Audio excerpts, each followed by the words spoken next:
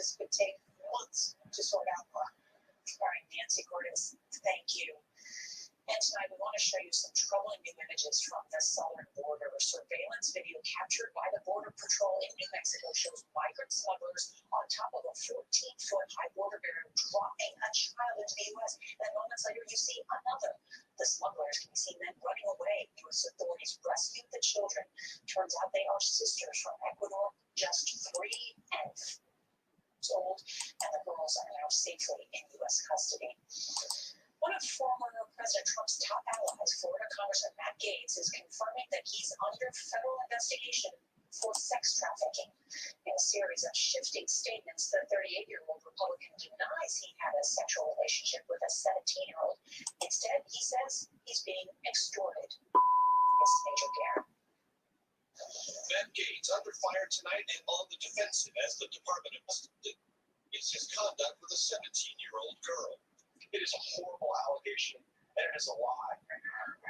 Gaetz, 38, has not been charged. In honor of Women's History Month, we've been talking with female leaders in sports, politics, business, and entertainment. And this morning, we are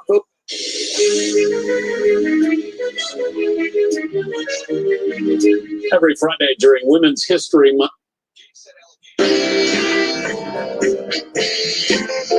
All month long, we've been celebrating Women's History Month by talking with female leaders in sports, politics, business, and entertainment. And this Gaetz is a great man, a great gentleman, and what a future he has. I don't know why he's a staunch conservative is among former President Trump's most vocal and visible defenders, echoing baseless claims of Capitol riots. President Trump explicitly called demonstrations in Gaetz is also seen here along with Trump ally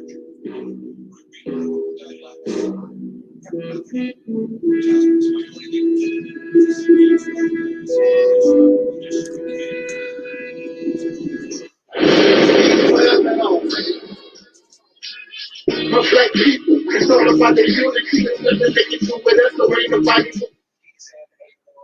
We are in a state of emergency. Tragedies.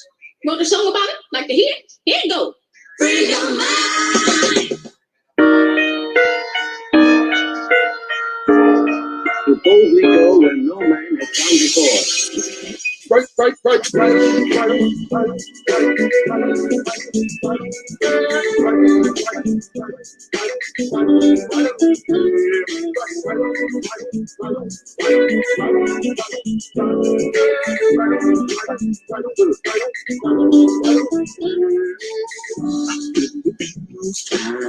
It's so misused. Won't be accused. So the blue. It's doing trash. Doing trash. So much trash. I was changing some. So we have come and go. Trying to block me from the phone.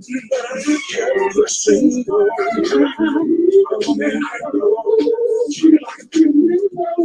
So I don't know. And I feel so alone. And I have to be strong.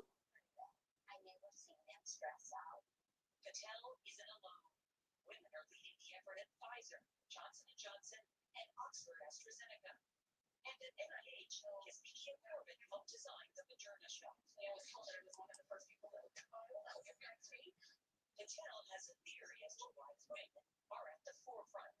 We have a power inside us. We are very close. Free your mind. You're never gonna get it. You're never gonna get it.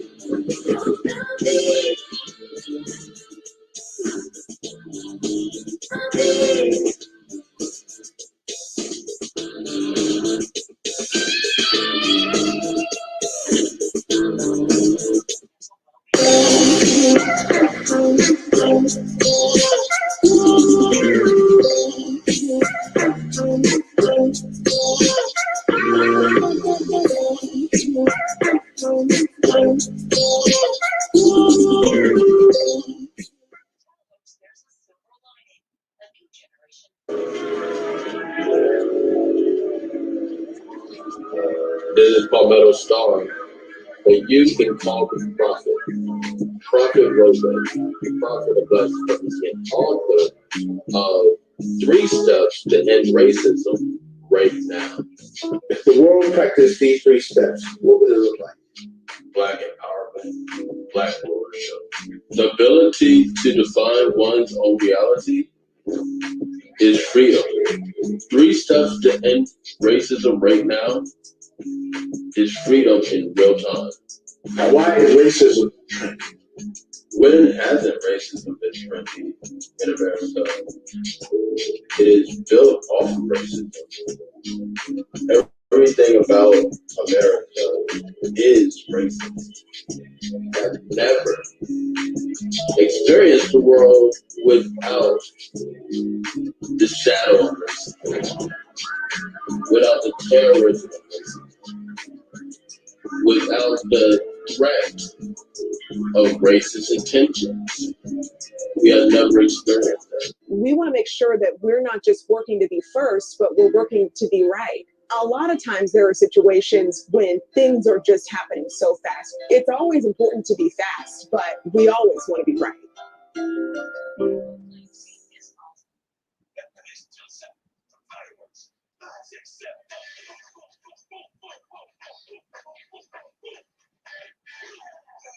Great service without all the drama.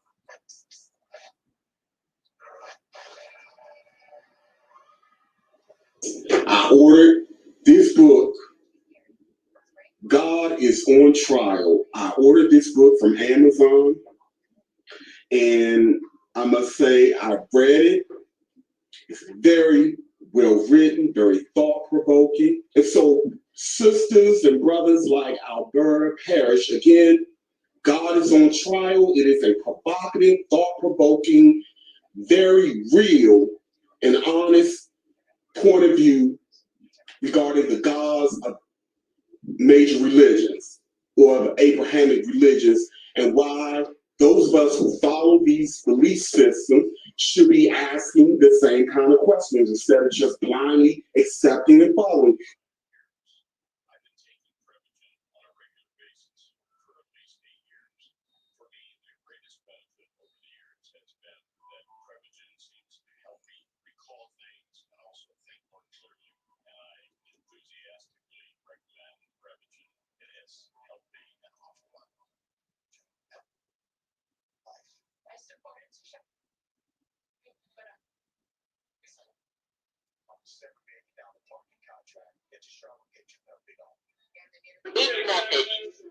Hey, my brother, you know I had to call you and thank you personally again. I cannot describe to you how happy I was to meet you in person, Myron. That was just like amazing.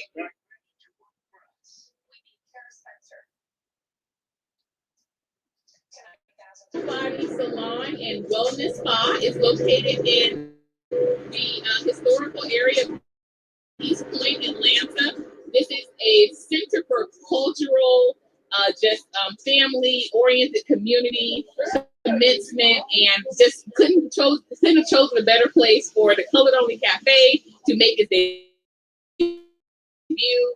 Very proud that Brother Palmetto Star has hooked me up with this opportunity, and they've allowed me to be the vending.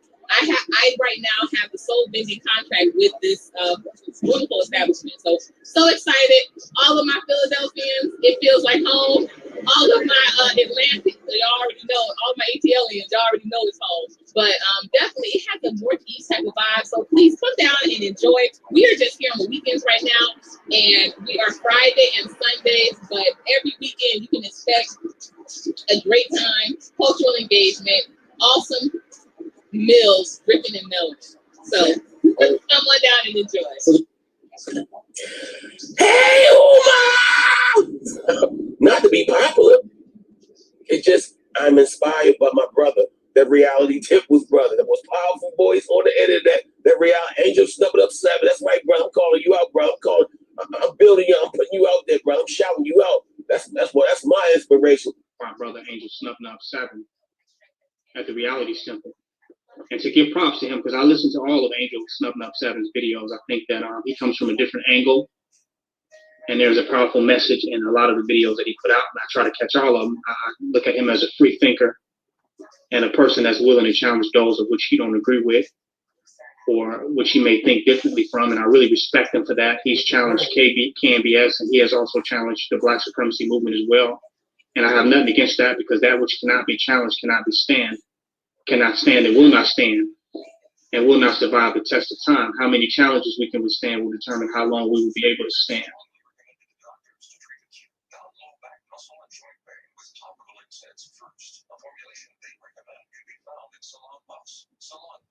It's good medicine.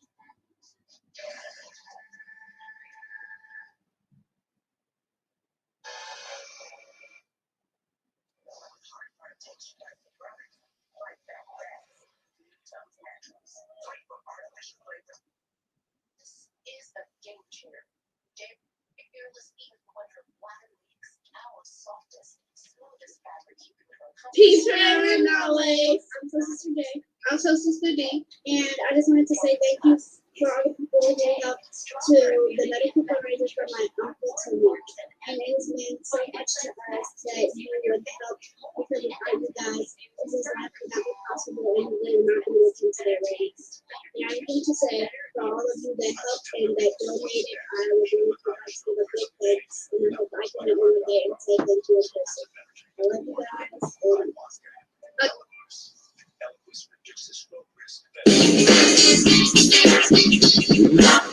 To ring out in perfect harmony, Terry Ellis becomes the first of the divas to offer the world her singular sound. And she does just that on Sunday.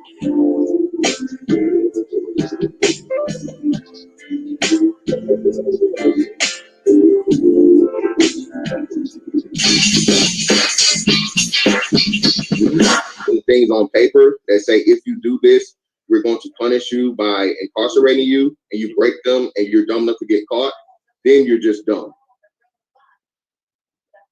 All right. Shout out to Reality Temple in the building. Just from us, I got to get him on here, man. You talk about somebody polarizing. Whoa. that brother is, I'll leave that alone. Shout out to the brother, though, Justin. Anyway, I'm done.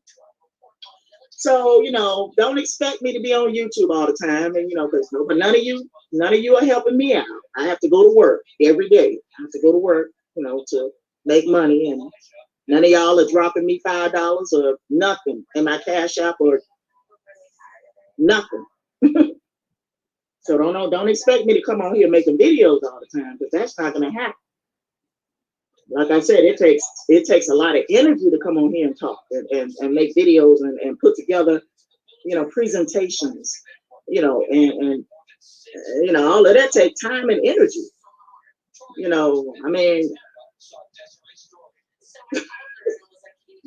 Don't expect me to come on here talking and carrying on.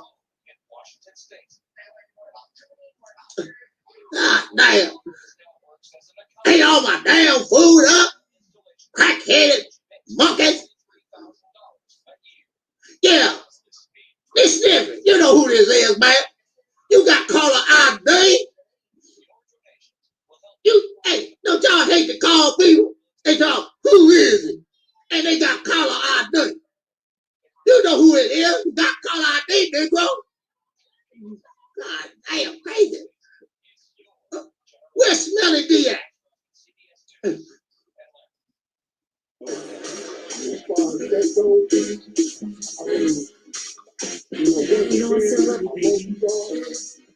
I'm here and you never change. I want nobody but you. I want nobody.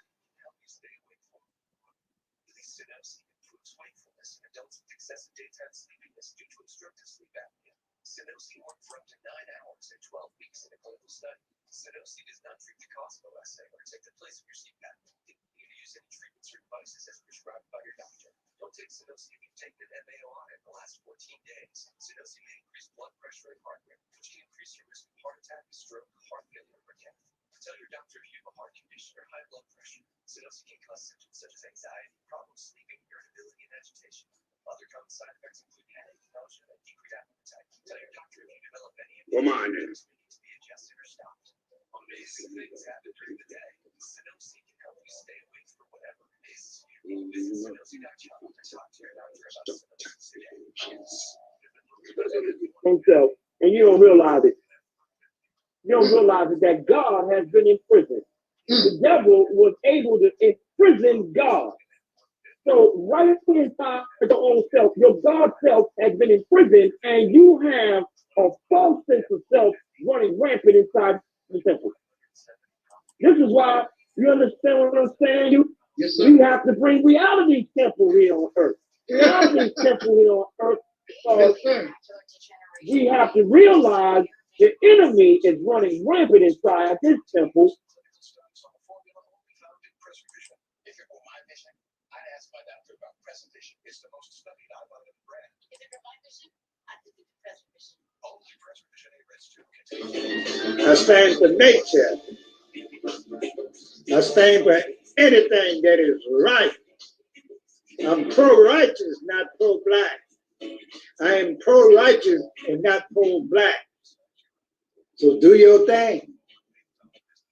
And that is Brother Taalik from the Reality Temples on Earth channel. And if you get a chance to subscribe, please do subscribe to his channel. He's a good brother. You know, he's doing good work, and he wants to do good constructive things. He has good information to provide. So please do check out his channel if you get a chance. In a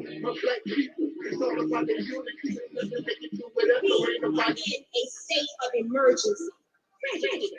Want to show about it? Like the here? Here it goes. Free your mind.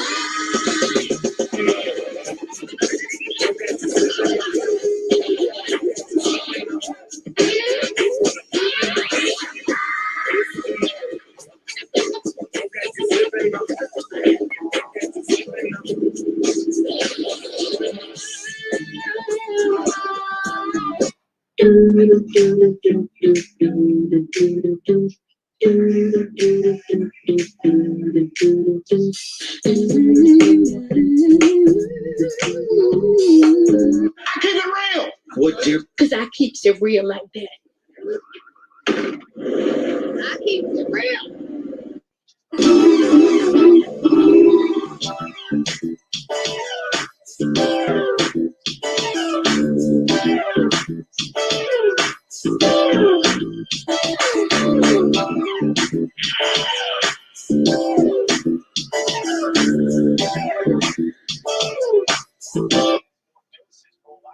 And then you have that person that just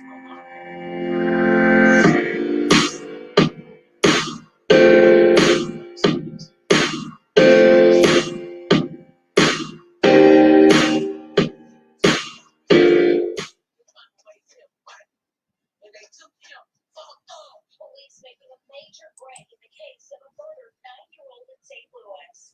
You voted to give health coverage to thousands of Missourians. Now Republican lawmakers don't want to fund it. This couple sacrifice helped pave the way toward abolishing slavery.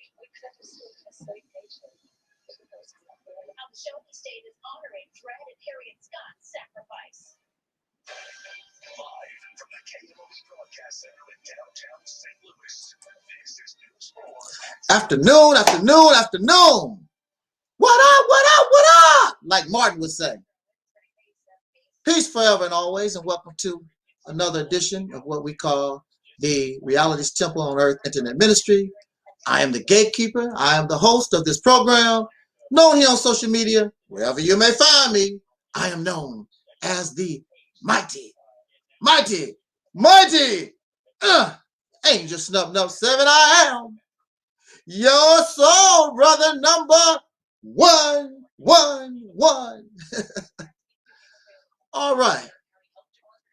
It is 1800, and right now we're waiting on our special guest, the Honorable Brother Minister Maurice Muhammad. Y'all thought I was going to say Farrakhan, didn't you? We're waiting on our brother to come join us this evening. And I expect to have a really wonderful conversation with our brother who has not really been on our platform since Soul Liberation Day 2021, and prior to that a few years due to circumstances I guess we could have control. It got out of hand. So right now we're just waiting for our brother to make his appearance. In the meantime, as you know, we're still working to promote what we call the Mississippi Campaign, Operation Exodus Mississippi Campaign. And I noticed, I don't know if our brother is still in the listening, but he did pass by in the chat room. Our brother D. Darrell has helped us a lot in that endeavor. And we want to send a shout out to our brother D. Darrell. And I noticed he laughed a little bit when SNIFFY popped up. And I don't know if he saw the whole skit. I don't know if our brother, because he loves Dr. Umar Johnson, it's all in fun. And, you know, some of us take things too seriously, our SNIFFY character. But we do appreciate the love and the help, the assistance that we... Yes, sir. Oh, he's still here with us. Yes, sir. Yes, sir. See, he's in...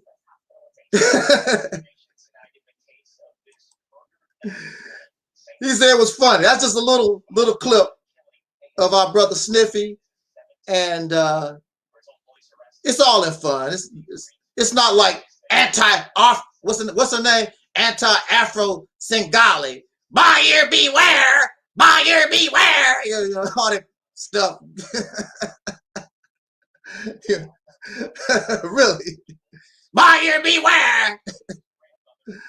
I would suggest, and I did tell the anti-fraud warriors, all the energy that you're spending directing it toward this person, why don't you gather your forces and show everybody how it's supposed to be done? Because Lennon Arner and anti-Afro Singali, you have a nice little following. And you should be able to collect a nice chunk of change or whatever. Why don't you show us how it's done? Instead of going after this brother, trying to make his life more difficult. Just show everybody how it's done. But no, you want to spend your time trying to destroy somebody that clearly you can't destroy. You can't touch this. Dr. Umar, whether you like him or not, Brother Umar keeps a trucking. He keeps a moving. He's continuing to do his thing. And y'all cry and you complain. You anti-Afro Singali that messed around, got her YouTube channel deleted, got to start all over again from scratch. That's not fun. I've experienced it 100 times. Brother Darrell has experienced it. It's not a lot of fun over nonsense. This is not to say that he is above critique, but also at the same time, we cross the line a little bit here, and we're striving, we're using too much energy for nothing. Just show us how it's supposed to be done. That would be more beneficial. Yeah. Buyer beware, buyer beware. Obsessed. Now I could do, because many of you know how I feel about the Nation of Islam, I could come and do the same thing. And there's a lot of people who don't necessarily like Louis Farrakhan and the Nation of Islam and all like that. We could all get together. Buyer beware, buyer beware. Don't buy no bean pies. Don't buy no final calls. Buyer beware. I could be doing that 24 hours a day. that it would be no benefit. Umar Johnson is in the stratosphere. Whether you believe that or agree, he's in the stratosphere. Minister Farrakhan is in the stratosphere. You know, the little stuff that I would do don't mean anything. So why don't we spend our time doing something more beneficial to help ourselves as individuals or our community? Or are you saying that you're not smart enough? You're not smart enough. I remember there was a scene in the 1992 movie called Malcolm X, where Elijah Muhammad was telling Brother Malcolm, you don't have to condemn a dirty glass. Just put a clean glass next to it. The average person in their right mind would choose the clean glass, not the dirty glass. So just put your clean glass next to Umar's dirty glass. It's simple as that. And let the people choose. Now, if the people choose dirty glass, that's their business. Don't trip off of it, because that's what they want. And if that's what they want, how you going to stop somebody from drinking something that they want? You can't. So you can say, buyer beware, all you want. It's not good. It's a waste of time. I can't do it. I cannot do that. This is the first time that our brother has been late. Because normally he's like 10 minutes ahead of time. Let me go check my telephone. I'll be right back. Let me see. Maybe he left me a message.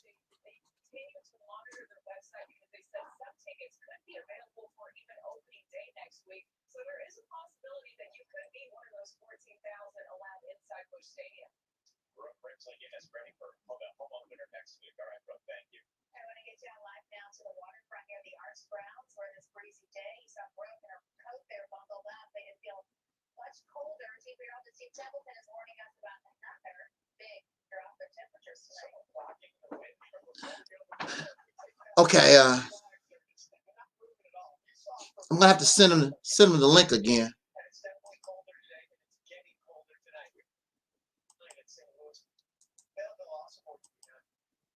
He says he doesn't see the link.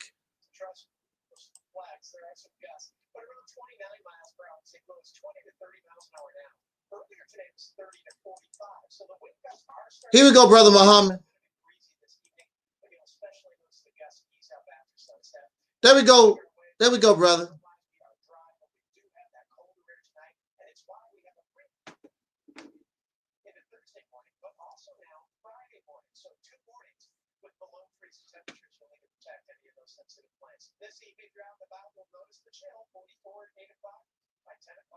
So just give him a second or so. He should be here with us. Now, while we're waiting on our brother,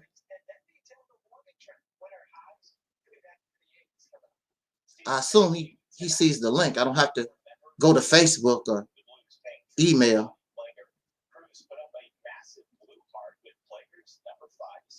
I was checking out a small portion of this brother's YouTube. A young man, somebody introduced me to him, you know, not personally, I mean to his YouTube channel. And perhaps many of you have heard of him. Well, I don't have to get into that. Here's our special guest, bringing him on in. There he is. There he is. Peace and blessings, big bro. How you doing? I'm gonna tell you, quite honestly, I'm sort of sleepy. I've been doing the overtime on some of these videos. I've been staying late at nights with Sister Noble, and they know I'm not a night owl. I'm gonna tell you, I'll be in bed at 8 o'clock. And so I'm a little bit sleepy, but I'm pretty sure as we get into this conversation, I'm gonna wake up. I'm trying to wake up right now, actually.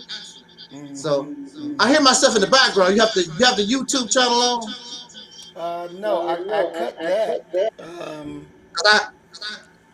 See, every time I talk, I can hear it. You have a thing open, a tab open. Let me close all my tabs. Okay. Hey, see, I don't hear it. Well, hey, I still hear it. You still hear it? Yeah. Okay. 1, 2. You don't hear me in the background? We'll work with it. I don't care, man. I got all my tabs are closed except for this one. Okay. We'll work with it. It ain't no big thing. Okay. It don't disturb me. You don't hear it. It don't mess with me. So we can roll. But yeah, how are you doing? I'm doing pretty good. Doing pretty good. You know, we're down here in Coldwater, Mississippi. Yeah. We made the move, and now getting the house together, getting the land together. You know, trying to get settled in.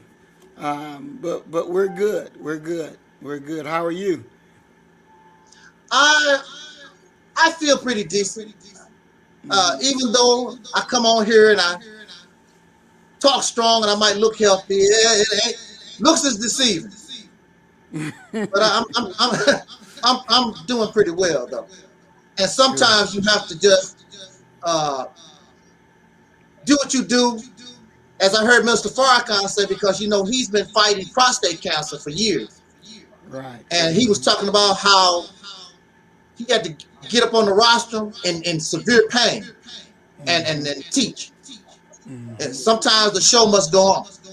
That's right. And so that's how I feel about it. And I don't have prostate cancer. I haven't been fighting cancer for 20 years. I can't even imagine, you know, the pain. I mean, because it's never ending.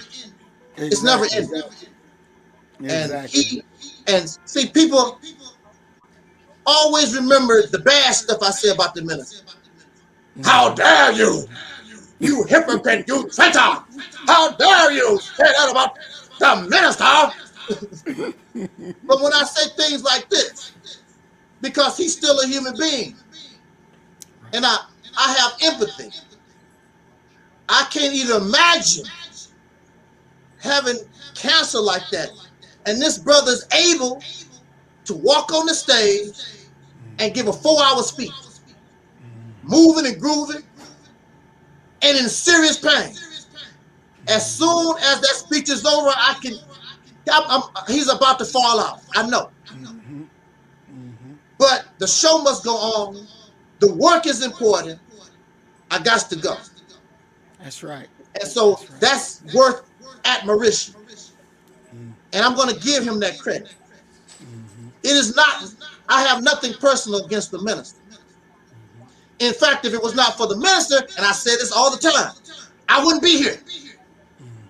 When I was 18, 19 years old, he was my example of manhood. Him, his national assistant, Brother Akbar Muhammad, and all those FOI brothers. And they took care of business. I've never been around a group of men that could take care of business the way we done. It was an honor. I never seen nothing like that. Family men, they were strong. It wasn't nobody running around, hey man, did you see that big booty walk by? You know, all that silly, crazy stuff. I never was around all that dumb stuff. You know, whose panties you gonna jack tonight? Right. Brothers just on time, fast moving, quick thinking, right down to the modern time. I loved it. I loved it. I can't lie. I can't lie. That's right. I wouldn't be who I am. And people probably don't even have to know me that well, but they can automatically say, that's one of them Muslims. You know, he's affiliated. I know he got something about he's affiliated with the Muslims. My style, because that's where I come from. That's where I was raised. And if it wasn't for Mr. Farrakhan, like I say, I wouldn't be here. I just wouldn't. I'm still a child of Elijah Muhammad. This ministry still belongs to Farad Muhammad, y'all. It still belongs to Elijah. So if I win, Elijah wins. That's right. Farad wins. That's right. It's not, see, we take things too personal and we start hating and having grudges. See, you got me messed up because I'm not like that. And maybe that's why you don't understand. Because it's not about hate or nothing like that. It's about winning. That's what we want to do here. So, Brother Muhammad, just briefly, could you tell us, just give us a little information of your experience moving from where you was to Coldwater, Mississippi? Oh, most definitely. For us, we were living up in Illinois, about 15 minutes or less from St. Louis and O'Fallon. And, you know, so we had to sell the house there. And we looked for a house here in Mississippi for, what was that, about a year? We were searching for a house for a year. You know, we put an offer on some that didn't go through, but we kept our feet to the plow, and finally, you know, the house that we have now, it came available. We jumped on it, and everything worked perfectly. Then, with our house up in Illinois, trying to sell that one. Now that one, we had the up and down roller coaster. Because we would put it on the market, people would want to come look at it and put a contract on it, and then when you get to the part of the inspection and you know they want this fixed or they want this fixed or they want this kind of money, you know, the thing just wasn't working. You know, there was not that both parties going to do what need to be done so everybody can be happy. And so the actual last contract that we had on that house really went crazy. It went haywire. And as I was telling this morning on our morning message, you know, I got so angry. I got so angry I began to cussing. And, you know, it took me a minute, but I wound up apologizing to our realtor. But I told him, I said, look, I'm giving you full authority to operate on our behalf. Because at this present point in time, I'm emotional. I'm angry. So I don't have the ability to think properly, to think clearly. And I understand that. So you do what need to be done. Get this house wrapped up. Don't come to me and ask me anything, because mentally I won't be in that right space that I needed to be, because I was enraged because I felt as though the people that were trying to buy it was just playing games with us and, you know, making us jump through this hoop and making us jump through that hoop. So I told him, you know, you deal with it. Don't even come back and get my permission. Just get it done. But he didn't do that. He come back to me telling me stuff, and now I'm already angry. And now you bring in more stuff to me that's just all it's going to do is make the fire hot. And so when the realtor, the buyer's realtor showed up at the house, and she wanted to walk through as the movers were actually moving stuff out of the house. And I'm like, no, that's not what we agreed upon. And so me and her stayed out there talking. And then, of course, by me already being angry, the talking on my end got to be yelling. And, you know how I get. So there I was out there in the public in front of everybody going off. And wife had to come from inside the house, and she's starting to pull me to say, come on, you know, be quiet, let it settle down. You know, everybody is listening. The movers are saying you're loud, you know, and this is this little cracker out here. And here you are, a big black man, going off on this little cracker woman. And so, you know, wife brought me in the house to get me to, you know, get myself together. And so I had to do that. But, you know, it's very important that we understand who we are. We got to know what our short fuses are. And we got to be able to think. And when you're full of fire, you're angry, you lose that ability to think clearly. And so if our realtor would have done exactly what I told him to do, then there would not have been that confrontation outside in front of the house where the neighbors and everybody else can see and listen to here's this big old black man going off on this damn cracker girl. But, you know, she earned it. She really did. They didn't do right. They didn't do right. But, you know, we got a different contract on the house, or going back into that now. So we're looking to have that house wrapped up and sold. So all of our attention and all of our efforts will be right here in Coldwater, Mississippi. All righty then. So, well, I'm glad that you're able to get there, and I'm glad that you made it there safe. Yes, sir. How's the environment there? The neighbors and the people. Well, it's pretty good. You know, we got up one morning and had banana peels all in the front yard and stuff like that, and dog shit in our front yard. Yeah, you know, these and you know, where we live at, the area of town that we live at, is not very many of us over here. We didn't know that prior to buying the house. So it's these crackers over here, you know, they want to talk to you and get in your business and want to know, you know, what you do for a living, what's this, what's that, and, you know, and that's not our thing. You know, we're not here to tell you all our personal business and just keep sitting there talking. I got work to do. You know, I got work to do. But they're very curious, you know, because they see we bought the house, we bought the land, and they're like, what these niggas doing up here? Where they from? Why y'all come all the way from Illinois to come down here to Coldwater, Mississippi? What the hell y'all niggas got going on? You know, and so we're closed-lipped. We don't tell them any information, but they want to know, and you can see it written all on their face. You know, they want to know. They want to pull that information out, but they're not going to know nothing until it's time. Yes, sir. Until it's time. Yes, sir. Boy, they got a rude awakening. They only knew what the big picture was.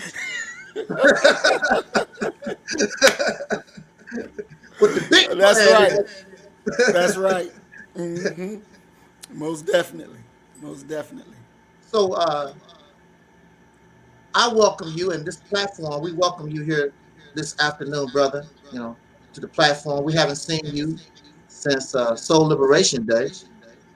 And I think that gathering, not because I put it on, I think that it was something very, very nice and positive for the people. And we done that back December the 28th. And I have did my part in spreading that video out everywhere. And I just get positivity from our gathering. And I thought it was the best Soul Liberation Day I've had. And so far, I think it's been like 5. I've done 5 so far. And this is the best. And I will tell you, brother, that your presence there really, really put the frosting on the cake. Oh, praise. It's a wonderful thing. And I want to say this to my audience, and I'm pretty sure you have to do some. We both of us have to do like Lucy did on the Oprah show, Lucy Ball, when her husband said, "Lucy, you got to explain to do." You know, I have to explain to my audience why you still mess with Maurice Muhammad. You know, Maurice Muhammad did this. And then your audience, I'm very sure, there you go with messing with that Snuffleupagus guy again. Didn't you learn your lesson from the last time? The man ain't no damn good. You know, see, this is what we have to understand, is that if you really say, I've known Brother Maurice since 2013, and we was on the live stream together, myself and Brother Omar. All of us come from the same place, Nation of Islam stuff, okay? I love that. It was just us because we come from the same place. And Brother Maurice was talking about when he first heard my video, I was slamming the minister. That's funny. It's on the channel. Y'all can check that out, Brother Maurice. It's the video. Let's take a closer look at Farrakhan. I put it back up on my channel. And Brother Maurice was on there talking about who the hell is this? Because in his mind, everybody's supposed to love the minister. It's funny. You know, hey, that was a King Noble production. He took splices out of my original video and he spliced it up. Shout out to King Noble Black Supremacy. And yeah, that was a spliced up video by King Noble. And I don't know. I think that's how you was introduced to me. I believe from there some kind of way. But as long as I don't bring up Minister Farrakhan, myself and Brother Maurice, we had a wonderful relationship. But then, of course, I got to run my mouth, cross the line. How don't cross the line? What the hell you mean by that? You said that about the minister. Yeah, that's where it all started going down here. Brother Maurice have been threatening to kick my ass since 2013. So y'all don't get it. But Brother Maurice is here, and he would bear witness, even though we was going through that. And he was mad as hell at me. In the early days before this live stream stuff, we was doing radio blog talk. And Brother Maurice was invited to do his fizzy, defending the minister on Blog Talk Radio. I knew where he was at, and I was there, and I supported Brother Maurice, even though he wanted to kick my ass. He's here. If I'm lying, he'll tell you. I was there. I still supported him, and I told him he did a very, very good job, and he did. That's right. You sure did. You sure did. He did a good job. Wherever he went, that fire that this man carried, that he got from me,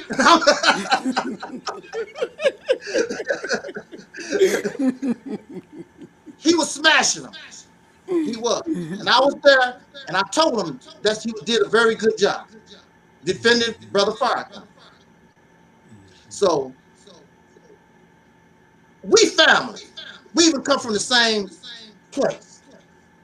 And in family, we're taught that we are brothers and sisters. And if you really believe that, matter of fact, not believe, if you know that, that's right, then brothers and sisters, family, mothers and daughters, we have our issues sometimes. People fall out. I seen my sister didn't talk to my mother for months. And my mother didn't talk to her mother for years. you know, for stuff. Family, that's how family do. But guess what? When it come down to it, my grandmama was gonna be there for my mama, and my sister was gonna be there for her mama. When it's all said and done. When you family, when you're a low down nigga, you don't operate that way. You just want to use your mama, use your sister, use your cousin for your little crap. So that's flesh and blood, but it still ain't family. So what it was that the Jesus was talking about, who are your family, he was talking about those who are with you. He didn't trip off the physical blood. So I'm silly in 1918. Brother Maurice is silly in 1918. And this Mississippi campaign thing come up, and we got silly. It was a song, a rap song. You know, get silly, get silly. And that's what happened. And that's what happened. I'm not ashamed of the day. After all that went down, I even came before you and told me, and I told my audience, I was embarrassed. I was embarrassed. And just like Brother Maurice was just saying a few minutes ago, when we become emotional and angry, we don't think properly. And we make poor choices and bad decisions. And sometimes these things can cause us to lose our life. So I'm laying in the hospital, all this gone down. He's the Mississippi campaign, I'm Operation Mississippi and all this other, whatever. I'm laying in the hospital, and Brother Maurice sends me a message. I didn't know he was in the hospital. Because if I had known, I was getting ready to leave the hospital by the time Brother Maurice found out. But Brother Maurice wanted to come see me in the hospital. Now, what was supposed to be my reaction? Nigga, get out my face. What the hell? Is that how y'all wanted me to respond? Nigga riding me, come on. How you doing in the hospital? This nigga probably glad I'm in the damn hospital. Is that how I'm supposed to react? I remember there was an episode of Good Times, and this brother had some type of business investment with James Evans, and he blew their money. And then 20-some years later, JJ had met the man, and the man offered to help JJ in his painting thing. And of course, JJ introduced the man to his father. His father said, "You the one that stole my money 20-some years ago." And James couldn't let that go. And even though he was helping his son, and I don't know if some of y'all seen that episode. And so JJ ended up going to the man's house, staying with him, and Florida was there, and James told the man, "Get out my house," because he had thrown the brother out his house. He said, "No, you in my house and you're going to listen to what I have to say." And so he told him, about what happened 20-some years ago. And then James said, well, okay, I'm here. What the hell you got to say, man? And the brother said, "James, I'm sorry."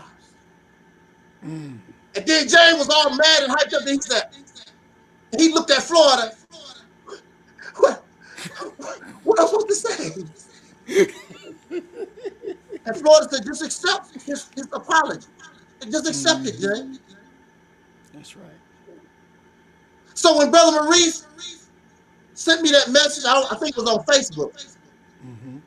And he, how can I say when somebody is showing me empathy after all this? Because there's some unmentioned people that I know of. They didn't do it. Some other people that I won't mention, they have my telephone number, email, and all that. I didn't get it. But Brother Maurice did it. Because, see, look, I'm not perfect. Brother Maurice is not perfect. That's right. And he says on his show, every time he is, "You kill the nigga in you, I kill the nigga in me, and my God shall reign supreme." That's right. So it's a process killing this nigga. Because he's a bad boy. We was born in it. That's right. And actually, if you be truthful with yourself, you sort of like him. you sort of like this fella. But we're growing here. That's right. And this is an expression of our maturity. We're growing here. We're maturing here. So in 2021, we have an Operation Exodus Mississippi campaign. We have the Mississippi Initiative. But it's a beautiful thing because it's really the same thing, but it gives the people choice how they want to roll. But when it's all said and done, we have the same goal, the same vision. Everything is the same. So where you don't want to go here, you can go there. There's no excuse for you to say no. That's right. This is the plan. This is the way. So I'm like, I know there are those who would like a re-debate from 2018. That's not going to happen. And there really was nothing to really debate because it's the same thing. How are we going to argue? And basically, it's the same thing. It's just two ways of doing things. Like Mr. Farrakhan said one time, 1 and 1 is 2, but 2 and 0 is 2. That's right. It's just a different mythology. How to get to the same conclusion, the same answer. And that's a wonderful thing. So I'm going to the east, Brother Maurice going to the west, and we still gonna take it all. That's right. That's right. Now, see, there are those who say, how come I'm not in Mississippi? Maurice is in Mississippi. I'm in Mississippi. That's right. That's right. There go your answer, troll. When y'all going to Mississippi? There we go. There go your answer. Now you get on board and help. Since you all in our damn business. And you so worried about what we doing. Now there's your answer. Just a bunch of troublemakers. And that was our problem too. We were surrounded by people who really didn't like you or me. They wanted us to get into the arena so we can smash each other. And they sit back in the cut and grin and laugh. Are you laughing now? How you feel now? Huh? Because your world is all shattered and messed up. I was getting stronger. That's right. That's right. Woo! Y'all some sad. You need to get on the soul train. Y'all need to get on here. And let's take care of this business. That's right.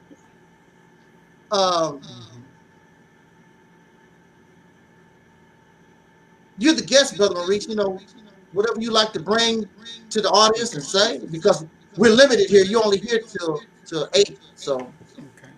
Yes. Thank you, brother. I want to go back to Soul Liberation Day. Yes, sir. Because to me, that was such a beautiful experience. That was such a beautiful experience. I can't wait for the next one. Yes, sir.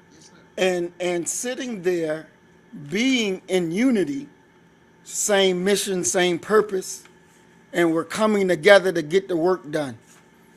And a spirit of love which produces real power, real unity, you know? And I'm gonna just say this because there was a video done about Soul Liberation Day. Yes, sir. And I listened to it, and my thing was this: are we going to stay the way that we were in 1992 when it's 2021?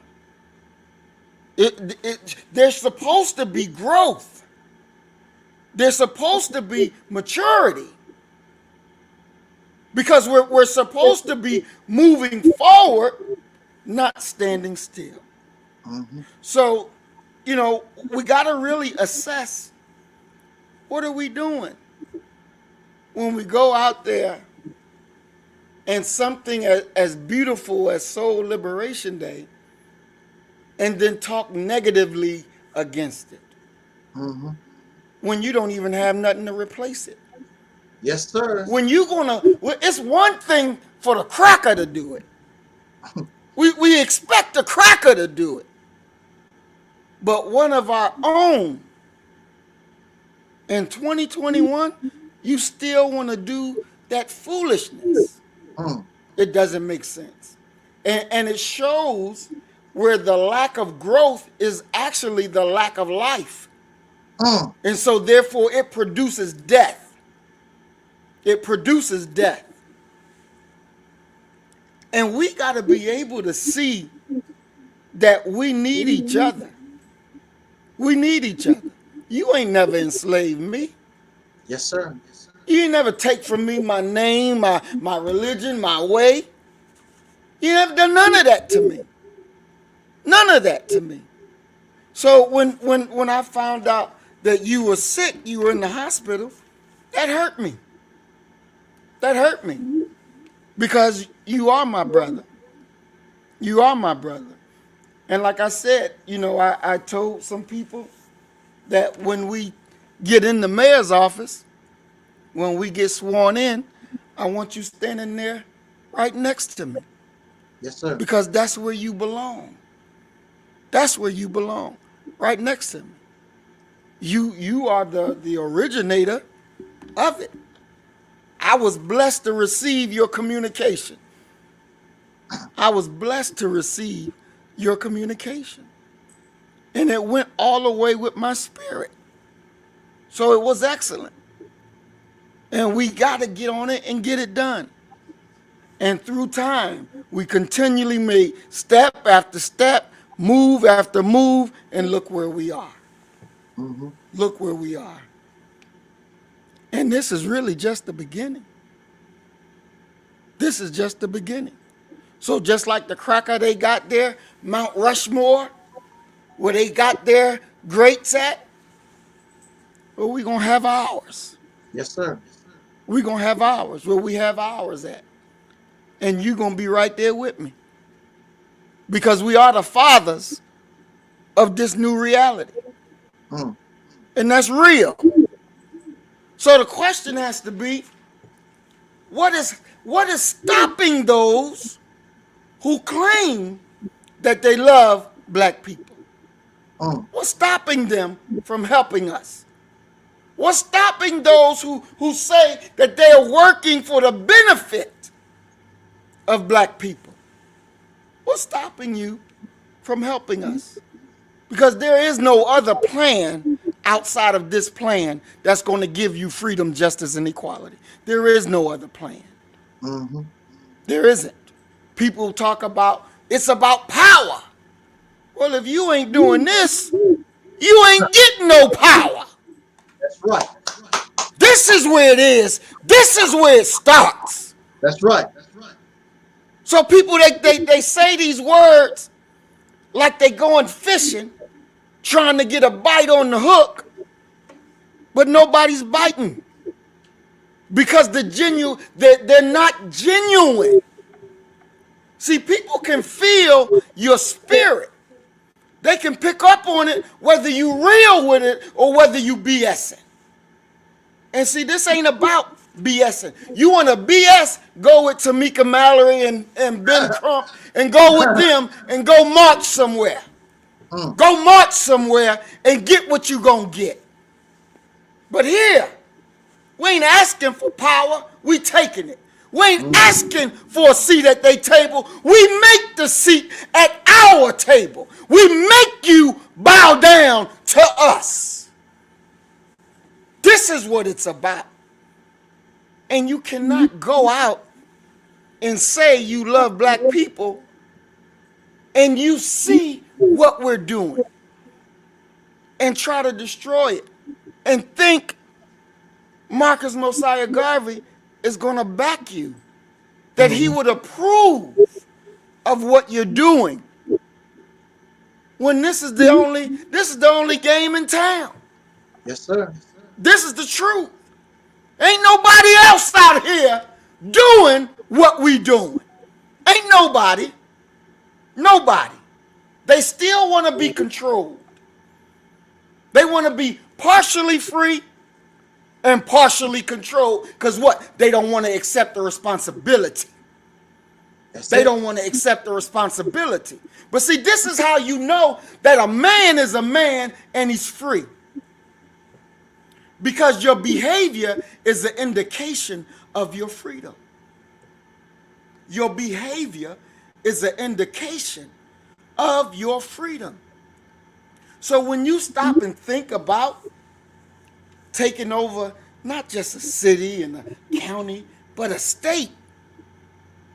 A slave can't see, let alone think in those terms. They can't. And they're afraid because they're going to say, oh, the cracker ain't going to let you do this. Oh, you going to say that? The cracker going to come get you. The FBI going to show up at your door. Because you talking about taking power. You talking about taking cities, taking states. Well, wait a minute. I'm a man. I'm a grown man. I'm a God. I'm supposed to exercise power. I ain't supposed to sit up under my enemy and keep saying, why are you still oppressing me? Why are you not treating me right? Why are you not giving me a job? Well, if you're intelligent, if you're smart, you don't have to go and beg them to do for you what you can get off your ass and do for yourself. See, brother, most people that do that talking, they don't want that responsibility. They want the glory and the honor, but they don't want the responsibility. They don't want to do the actual work. They don't want to do the actual planning. They don't want to do none of that stuff. But they want to sit back on the video and say this and say that. But when it comes down to the work, you don't see them. There's people that I thought that would be with me doing this work. Doing this work. They can be on the video with me. But when I turn around and look, they ain't there. They ain't there. But they're there on video, but they ain't there in reality. You see, and that's something wife would always tell me. Always tell me, like she says, your greatest strength is the love of our people, but that's also your greatest weakness. That's also your greatest weakness. And you know, because she can spot the fake. And she'll tell me, and I may not want to hear it. Because I want to believe what they got coming out their mouth is real.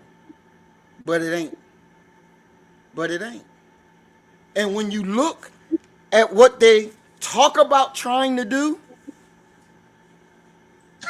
that's not going to do anything. That's not going to produce any damn change. No. Nothing whatsoever. And it's like that they refuse good counsel. They want somebody to be their yes man. But you're not going to be successful like that. You can't. You have all yes men around you. You ain't going to be successful because they're not able to see the errors and the gaps that you got. Yes, sir. But when you have it open and that people that you already said, look, I don't want no yes men. Tell me the truth so that I can see better. This is an expectation. This is an expectation. People don't want that because they don't want to be uncomfortable. See, this is the thing.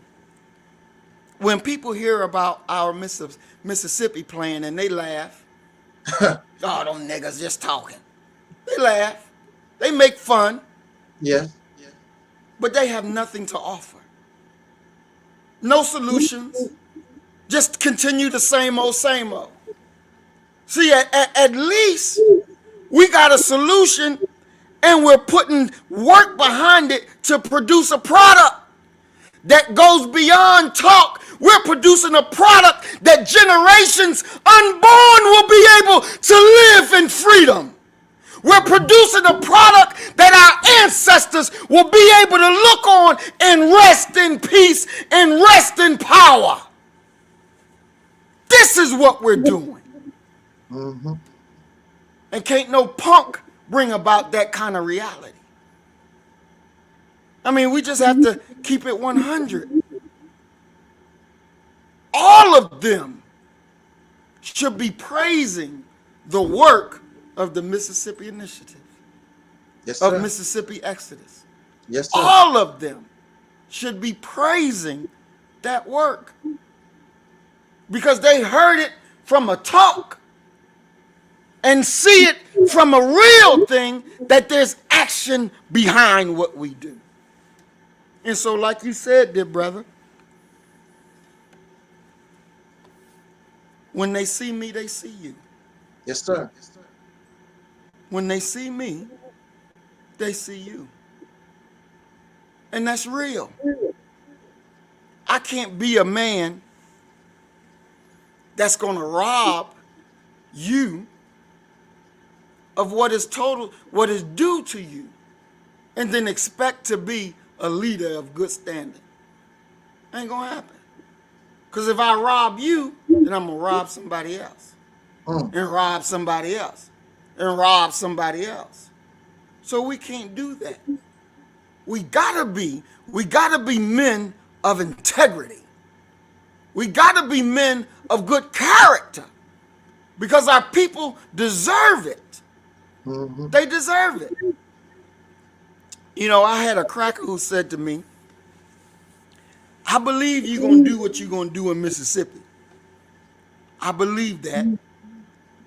But what I'm fearing is you're going to be unjust to white people because you don't like us. And I said, that's not the case. I'm not going to be unjust to you. I'm not going to be unjust to you because that's not who I am. I don't want to do cracker wrong. I don't want to do us. I don't want to do nobody wrong. I don't want nothing to do with it because that's how the cracker acts. I don't want nothing to do with that. I'm going to do right, period, point blank. So, you know, for real justice, real freedom, they're not going to get it anywhere outside of us. I'm just keep it real. That's right. They're not going to get it anywhere outside of us. It's not going to happen. You can stay following your American politicians and their lies, or you can come down to reality. Because this is real. This is real. We ain't about robbing you and doing evil to you. That's not who we are. That's not who we are. We done came through that. We're not living that. I'm not going to turn around and become what I hate. Yes, sir. I'm not going to do that. So they asked me, do you expect white people to actually vote for you? I said, you damn right. Right. You damn right I expect them to vote for me. And they say, well, how they going to do it when you're black first? I said, shit, we've been living under white first. We've been living under white first. And what did you get? What was the evidence of your great life living under white first and you white? What all did you really get? And they were thinking about it. I said, let me walk you through history for a little bit. Let me talk to you about your own white history. I said, you and your higher class cracker, y'all always had issues with each other because the rich white would never do the poor white people correctly. They always did them dirty. Always. I said, when y'all was over in Europe, that's what y'all did. When y'all got over here to America, they continued that same bullshit. Then when they got us enslaved, then they say, okay, look, what we gonna do, we gonna make the trailer trash hate the black folk so they can stay fighting each other and we can rule both. That's I said, right. when we were freed from slavery, we immediately began to create schools for our children. I said, did you know that y'all poor white people did not have schools? Those white children were not being educated. Did you know that? And they were like, no, I thought we were being educated. I said, no, you wasn't. Y'all didn't get schools until we start producing ours. And then we wrote the government from the Freedmen's Bureau and said, hey, y'all need to pitch in to the cost. Then they said, well, shit, if we help paying for niggas' education, we got to pay for these poor whites' education. I said, so that's how y'all began getting educated in school. It was through us. So if that rich white man and this poor white man. The rich white man teaches his, but he never teaches the poor because he always has to be able to control the poor. I said, when we got through slavery and we were working, they wasn't paying y'all. They were paying us. Then the president, what's his name? The one that was in the wheelchair, FDR. He created the minimum wage. And that's how y'all begin to get work. Because prior to that, we had to work. So then they said, well, shit, I got to pay the white man the same as I got to pay the nigga. Let me go ahead and pay my own kind. But y'all wasn't working. They were working. Y'all wasn't being educated. We were being educated. I said, now this is what your own people did to you. And you was living under white rule and you white your damn self and you ain't got a pot to piss in nor a window to throw it out. How is it that after slavery, we owning stores? Y'all got to come to us and say, Mr. Maurice, can I get credit at your store? And we'll pay you when the money come in, when the food come in. How is that? That we can come from slavery and we owning business and you still ain't got shit. How is that? And you got rich white people and we pulling ourselves up by our bootstraps. This is what you got living under white. Now they motivated and moved y'all to go out and do and kill black people here, and overthrow governments here. But what did you get after it? You still ain't got a pot to piss in, nor a window to throw it out. You just as much as a nigga as they say we were niggas. That's right. But that's your own white people doing that to you. We never did that to you. So yeah, you would benefit living under black rule because there will be justice. Don't break the law. That's the only thing. And even if you break it, we ain't gonna go out there and like we watching George Floyd trial and beat the shit out you, keep the neck on you and kill you.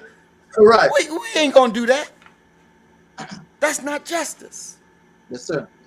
That's not our nature. So after I ran it to him, he said, I guess you're right. I would vote for you then. I said, I damn sure know you right. You ain't gonna get away from the truth. You ain't gonna get away from the truth. Period, point blank. They not. I want to add a little something. With your permission, brother. Oh, most definitely, sir. Yes, sir. There are those who, well, they get angry at me for all kinds of stuff. I can't begin with the list. But one reason that they get angry at me is because I am anti-religion, spirituality, the divine and the spirit. Now, mind you, that's what I hold as a person. Has nothing to do with the Mississippi Campaign. Mississippi Campaign has nothing to do with your religion, your ideology, or nothing like that. It's just a plan to put us in a better position in this life. And myself and Brother Muhammad, we talked about this in the early days when I first presented this idea to him. I don't even know if I want to put it out because it's bad, I mean, we won't be alive to see these things, but y'all just don't understand what we're thinking about here.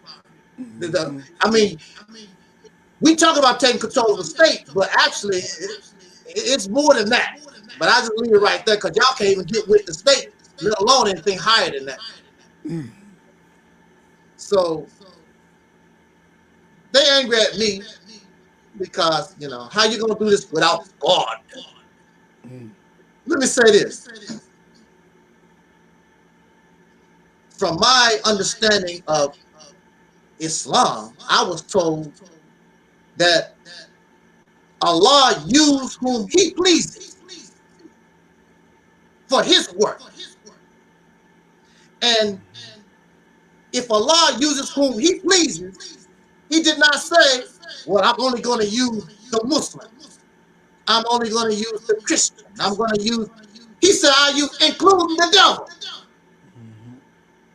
So here you are supposed to be so connected to the divine and the spiritual that you should be able to recognize a gift from God no matter what vessel it comes from. I'm telling you, God believer, that this Mississippi campaign came from God. That's what I'm telling you. It definitely didn't come from me because I'm stupid like that. I'm running around here having debates with Brother Maurice being silly. So it definitely couldn't have just come from me. It had to come from a higher power, as you say.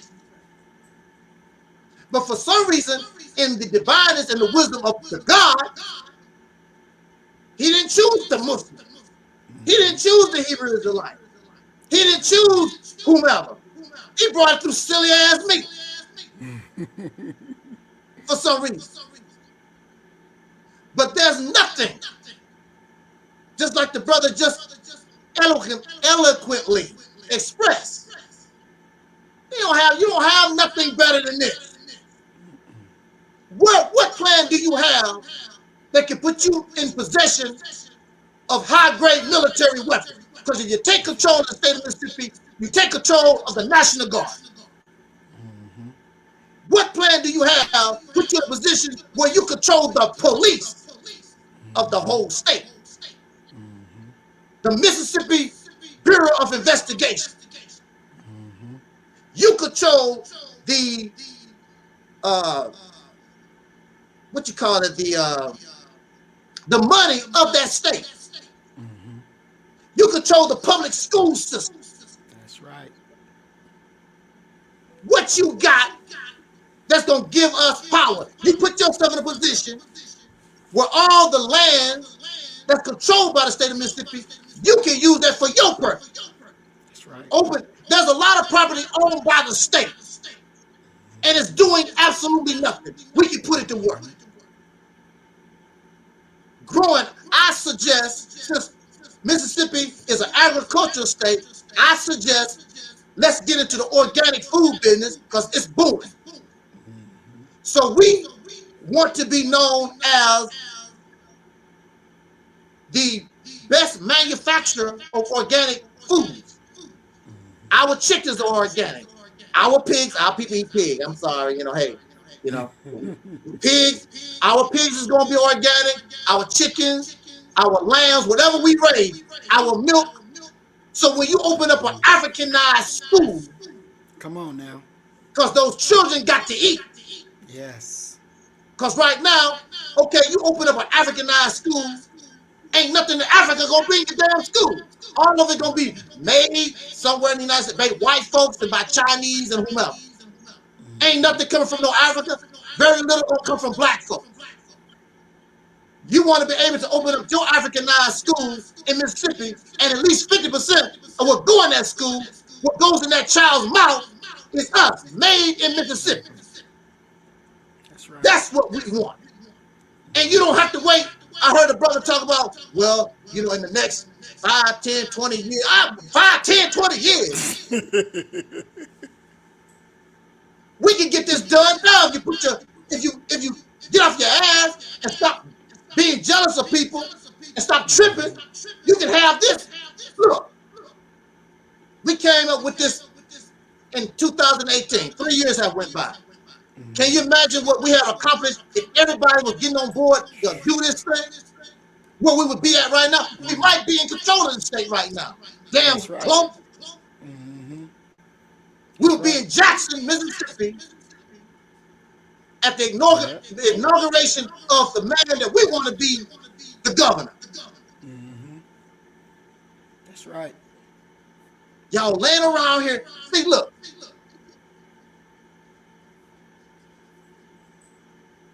I'm not saying, and Brother Maurice will never tell you, the things that we do isn't good. Selling shoes, red, black, and green shoes on the corner, that's nice. I might get me a pair one day. But they sort of look sort of funny. Remind me of them Robin shoes that Batman and Robin used to wear in the snow. I don't know. Yeah, that's what I, don't. I need a different kind of design. And then you have your African schools, and you got your grocery stores. A grocery store has never liberated nobody, y'all. An African school has never liberated nobody, y'all. Even if we had a multi-billion-dollar business, that's not going to liberate, because see, you're trying to change the condition of 40 million plus. $1 billion company is not going to do that. But the acquisition, we don't have to own the land in Mississippi. We don't have to own it. You just want to control it so that the land benefits you, like you would do a rental car. You can rent a car, and that car would do just as well as anybody that have a car that they own. And when you get sick of that car, here you crap back. Let the owner pay the taxes. Let the owner change the tires. Let the owner do all that stuff. I just want to use it for my purpose. Because why would you want to own the land in the state of Mississippi anyway, as long as you're still under the domination of your oppressor, who can change the game anytime they feel like? So I just want to use it so I can get strong. So when I say that I want to go to Africa or have a connection to Africa, now I got something to offer, because I got all this fresh organic food here. I'm producing other things. Africa, what you want to do? I got this. You got some plutonium over there we could use. Uranium. You got some resources here. Now you're in a position you can make deals just like the United States and China and anybody else. Right now you have nothing to offer. Right now the only thing you want to do is run your ass to Africa so you can be their damn slave. I want to, after 400 years of oppression, I want, and you should want to be in a position you make your own law. You do your own thing. I don't want to run to Africa and be under somebody else's culture. Got to relearn that like you just finding somebody else to take care of your happy ass. Going right back to what Brother Maurice was saying, you don't want the responsibility of taking care of yourself. Because if you take control of the state of Mississippi and it fails, you can't blame the white man. That's right. You can only blame yourself. You can't blame nobody else. And I'm just sick of blaming the white man. Oh, the white man do this, and the white man. If it wasn't for the white, y'all can't go to Mississippi because the white man gonna always the white man. Actually, we would be a benefit to the nation. Why would the white man stop something that's actually good for him? Taking a poverty-stricken state and make it wealthy. Why wouldn't he want that? That's a benefit to the federal government. Why would they stop that? Everything that we're doing and suggest is legal under the Constitution. You're not a damn terrorist organization. I say take control and not take over, and there's a difference. Because when you say take over, it sounds like you want to take over. You some kind of domestic threat or whatever.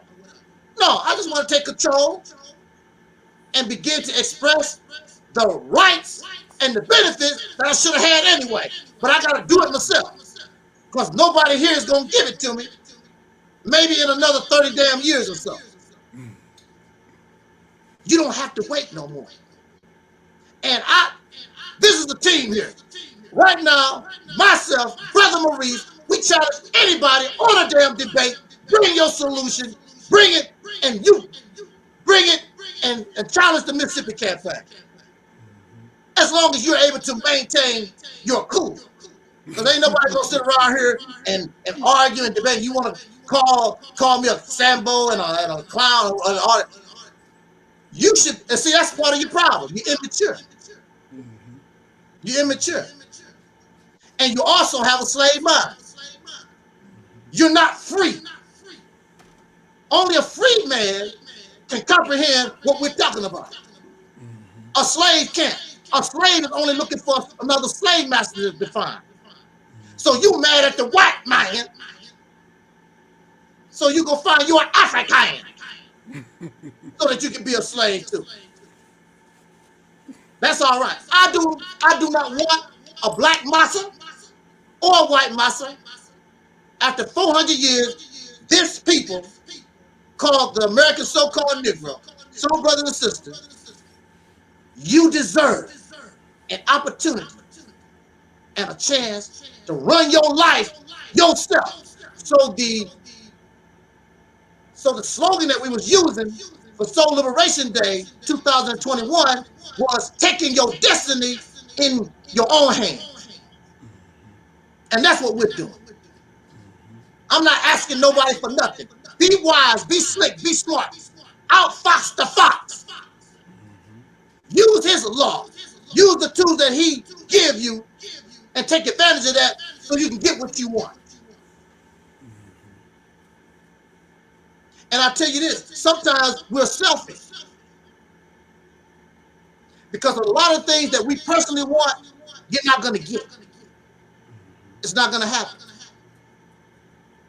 So you have to sacrifice your personal wants for what is in the best interest of the people. Elijah Muhammad, Minister Farrakhan said, through you, I'm going to get all my people. Now, what does that mean? Now, he said to Minister Farrakhan, I will repeat, listen to the words, very easy, simple. Through you, I will get all my people. What is all my people? The drunk in the street, the prostitute, the homosexual. See, the interracial couple, all the things that you don't like. That's our people. This self-righteousness we carry. See, we live in a sick world. Everybody got some kind of problem here going on. So I can't put myself in a position to judge the homosexual or the drunk or whomever. All. But that's our people at this time. They don't have to stay that way, but that's where they are right now. And when I just had surgery, and I'm just now beginning to come to some kind of healing, and that was months ago. It takes time to heal. We've been sick. We've been hurt. We've been suffering pain for 400 years. So it's going to take time for us to heal and come out of this filth that we've been in for so long. It won't be in my lifetime. But we have the wisdom to put the future generation, as that says in the Quran, we are the Allah to put our babies on the right path. And they be on their way. That's right. Because technically, we really should be the greatest generation ever produced. We're living right now. Everything is right for us. It's the time. We have the plan. We have the goal. Is it perfect? No. It's going to be trial and error. But with all of us, the gods, working as one, that ain't nothing to overcome. There is nothing else out here that can give us the benefit and give us power. That's what you claim that you want. None of this other stuff that you're talking about going to give you power. It's not going to do it. And you make mockery, but that means you make mockery of your own ancestors because your ancestors was doing it anyway. That's right. The only thing that stopped them was the terrorism that was going on in the South that caused them to flee. There's a book by our brother Charles Blow, The Devil Within, a Black Power Manifesto, and he, after 3 years that we've been saying this, he writes a book, a journalist from the New York Times, and he says basically the same thing. It's the South is the key. And in his book, he talks about the state of Mississippi being the vanguard. We've been saying this since 2018. Where you been, Charles Blow? The reason why I met Brother Omar Shamsuddin is because he was thinking the same way. He saw a Mississippi campaign video and called me because he's thinking the same way. That goes to verify this is the way to go. That's right. As soon as I introduced this to Brother Maurice, I sent him that letter. There was no, what is this, brother? I don't understand. We got to move the Mississippi, brother. There was none of that. I didn't even send the letter to the man good. He wrote me back. Excellent. Let's do this. I'm ready to goddamn do. Let's go. That's right. That was his response. There was none of all these dumbass questions that I get. What about the white man? How we gonna eat? It wasn't. Brother Maurice said, excellent. In big capitalized letters. Excellent. Let's do this. That was his response. And that should have been y'all response if you want to be free. All these other things, I know you love them, and that's cool.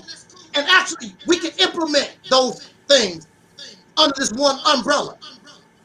We're not saying throw these things away, but it can be implemented under this one umbrella.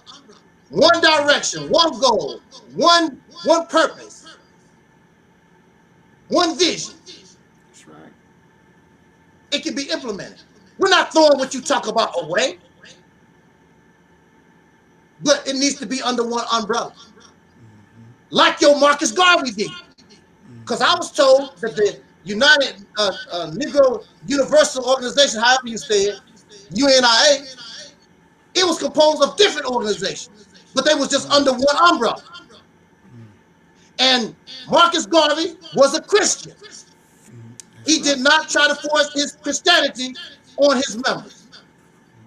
That's why he was so successful. The greatest, really, the greatest as far as organizing and membership that we've had. Because when you're dealing with religion, religion divides because we got too many different beliefs. So it causes us to go in all these different directions. Well, my God is the best. No, my God is the best. We don't have that. We all get our ass whooped.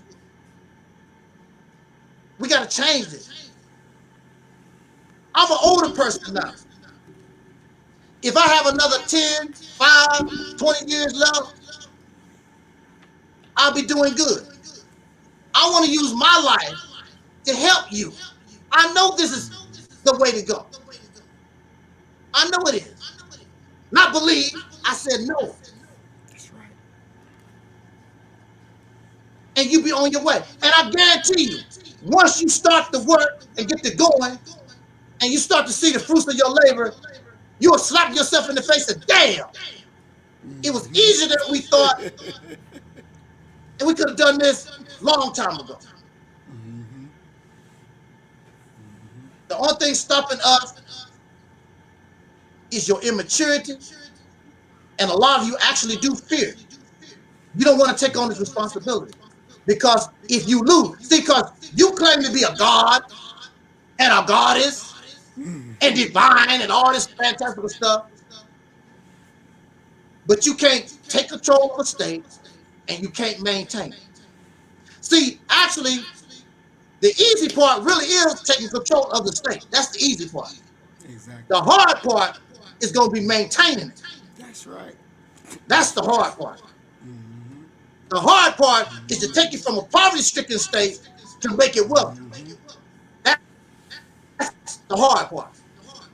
We in the position politically to take control of the state. That really wouldn't be a problem once we organize and the people understand what needs to be done. But what you gonna do now, nigga, you're in control. And bullet us. Now look at the attention Brother Maurice getting already. Can you imagine once they see us attempting to take control of the state, all the eyes of the world gonna be, what is these Negroes doing? Exactly. These slaves. Exactly. Because it's never been done. That's right.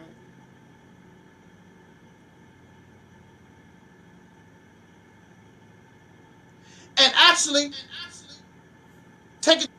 having slight technical difficulties are like, look, I tell you that you would be the greatest generation ever produced, because once we do this,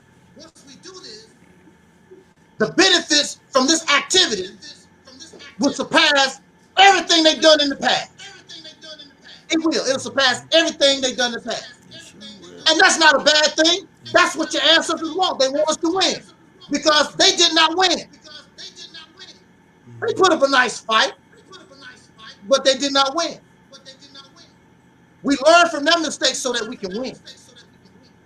And all this going around in the circle, running around like a dog, you're chasing his tail. I'm sick of it. I want to be free now. I'm tired of the fairy tale. Well, you know, brother, well, we've been in this for 400 years. It's going to take some time. I'm tired of hearing that crap. You said that because you don't know what the hell you're doing. More and more time. How much time do you need? Give us a timetable. You need another 5 years, 20 years, 30 years? Put a timetable. You're not going to give us a timetable because you don't know what the hell you're doing. I'm telling you, we know what the hell we're doing. We're going to have trial and error. We work through that. We'll take things as they come. That's right. But we know the foundation is strong. The foundation is right. You need to get on board the soul train. And you can be committed. And you can be Christian. You can be whatever the hell you want. That ain't no problem. Now you become one people. There's one goal, one vision, one purpose. The ultimate goal is your liberation. You want to become independent. You want to be able to call the shots for a change. So now, when they have their corny-ass presidential election, now they would pay attention because they might need the state of Mississippi so that they can get over. But right now, you're all scared. Nobody don't give a damn about your vote like that. That's right. But they might need Mississippi. So the suckers are going to come here and court you and kiss your ass for a thing. For real. Because they need that electoral vote. And we are a benefit, not a detriment to white folk. You think that they're going to all want to come against you or whatever, just like Brother Muhammad said. No, it's a benefit to them.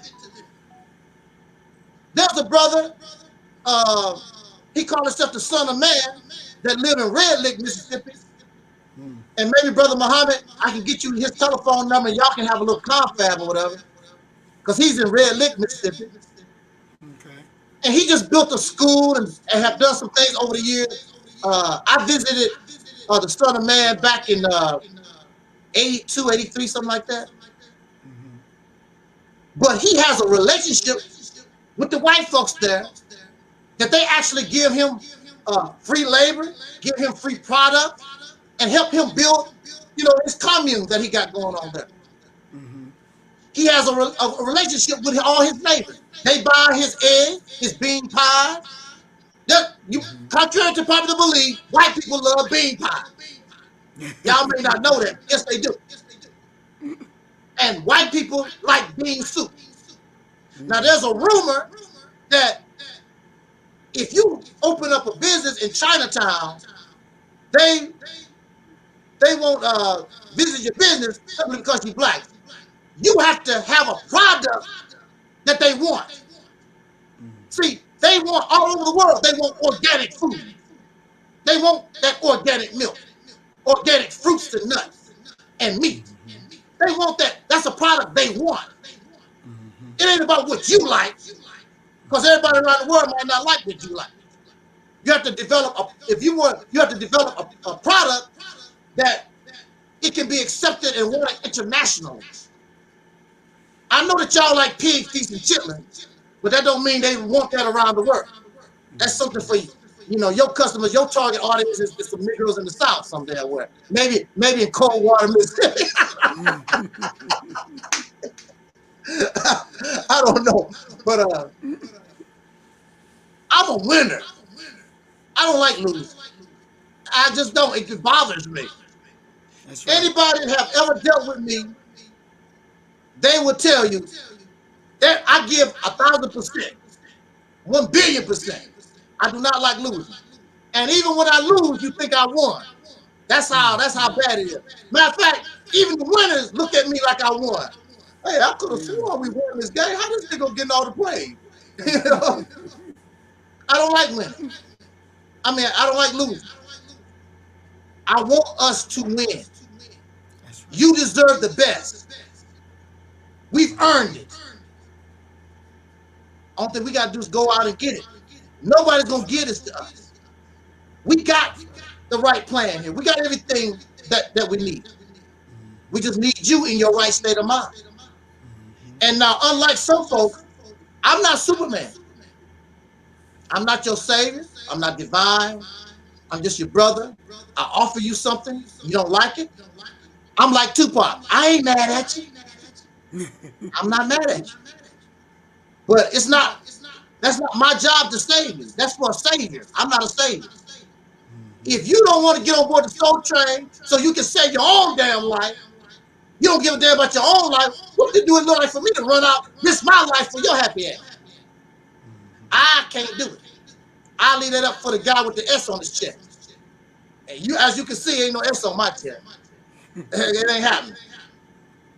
And also, it's unfair that a small group of people go out and do the work, and then y'all happy ass come after and talk about what can I have. And see, I'm going to remember you suckers that rejected and talk against the Mississippi. I'm going to remember you. And we're going to have, the way I look at it, I was talking to Brother Taalik, we want to have a wall for all our freedom fighters, like the Vietnam War they got there in Washington, D.C., in Mississippi. We want a wall to have all the names of all the freedom fighters. That's right. But I also want a wall of shame and put all the misfits, put them on there. So when your relatives go there, they're going to go straight to the wall with the freedom fighter. They're going to say, I don't see so-and-so. Oh, he's not there. He's over here on the wall of shame. We don't still treat you like brother, sister. We just know that you was an idiot. And everybody should know that you was a damn idiot. That's how we roll. This is the way to go, my friend. Again, get your partner together. Send me an email, send Brother Muhammad an email, and we'll make the time. I don't care where. We'll come to your channel. We'll come to some stadium, wherever you want to go, and we'll debate you. You're gonna lose. You'll never be able to get on the defense. I mean the offense. You will always stay 1,000% on the offense because you ain't got nothing coming. All these other things that we talk about have been tried and done. They had a little success, but they don't cause us to win. We need to win now. Pass the ball to somebody else for a change. Let me dribble. Let me shoot. See, Michael Jordan can put up 45 points, but Michael Jordan ain't always the one that put the winning shot down. And it don't mean nothing. I'd have seen Michael Jordan when he was stupid and he just run around and he get 45 points, but the Bulls was losers. Then he got smart and played like a team. And now he's starting to throw the ball to his other teammates. You know, Steve Kerr was a bad boy with that free shot. Wacko. This is a team sport here, y'all. That's right. And you don't have to like Michael Jordan. You can go on the Google. There's a lot of Bulls teammates. They tell you, I don't like Michael Jordan. But he got me these rings. You know, we got these rings because we played as a team. You don't have to like Angelsnupnup7. It ain't about who I like. Oh, I don't like him. He ain't wearing no African clothes. It's about winning. It ain't about who you like. It's about winning the game. And right now, y'all, we some serious losers. Pathetic, pitiful losers. I mean, we talk good. Oh, the black man is good. Asiatic black man is bringing God to the universe. Black man, and my melanin in my skin, and I'm connected to the, and my pineal gland and the thyroid in my throat, and I can fly through the universe after I die. I'm gonna fly through the universe and enjoy.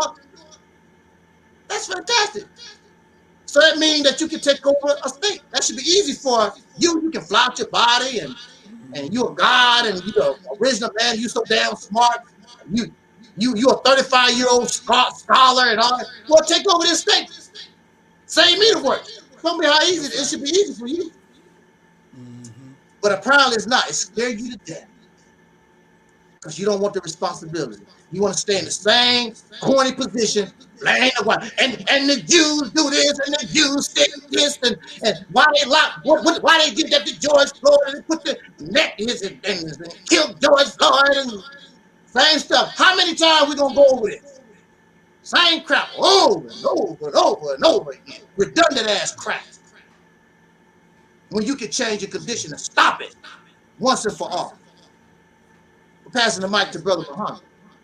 Yes, sir. Thank you, beloved.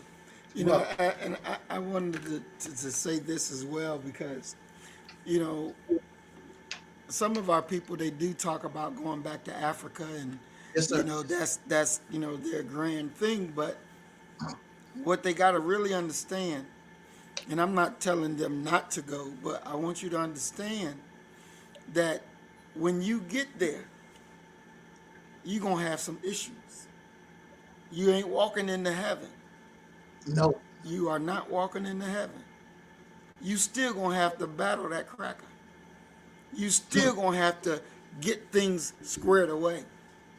Just because you're American, you coming from America and you go in there now, that doesn't mean you're going to be treated and met with, you know, roses and bouquets and people going to fall at your feet. It don't work that way. Absolutely. It does not work that way. You got to have some type of accomplishments. What are you bringing to the table? See, when we go, we got accomplishments that we can bring to the table that they'll say, okay, come and tell us how you did it. Right. They want to be able to work with us. You want to produce cars? Well, come on over here. We can put a factory in our city and produce cars. Mm-hmm. See, now we're talking a language that's mutual beneficial to the different countries on the continent and to us here, where you're building international trade and commerce. See, now you're thinking like a world leader now. You're thinking like a world leader. And trust and believe, they're looking for us to be the example. But all if we got is talk, if that's the only thing you bring to the table, they're not going to hear your talk. No. They're not going to hear it. So you got to have something that's coming with it. You know, there was a brother, and I don't know if the brother's still doing videos or not, but brother by the name of Woke Progressive. And, you know, there was a lot of things about him being homosexual and all that. And I checked him out. He was on a live panel. And I asked for the link. They dropped the link. I joined the panel. And I told him, I said, brother, I'm not here to jump on you and beat you down. That's not what I'm about. I'm your brother. Now, I heard you say that you struggle with this and you need help. So I, as your brother, I hear what you're saying. So I'm telling you, when you're struggling and you need help, you call your brother. And I'll answer that phone. And I'll help you. Now, when I did that, some people said that I was in error, that I shouldn't have done that. But I said, that's my brother. His issue ain't mine. Mm-hmm. But what I heard him say is I'm struggling with it and I need help. So am I to turn my back to him because he say he need help? No. I'm supposed to say, here am I. What can I help you with? Because that is my brother. I'm not afraid to do that. And some people didn't like it. One brother called me up and said, well, let's have a debate about it. Because you on woke progressive side and I'm on a sister side. And me and this brother, we talked about it. And I explained where I was coming from.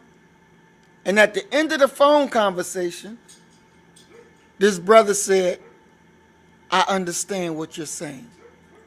And you are correct. You are correct.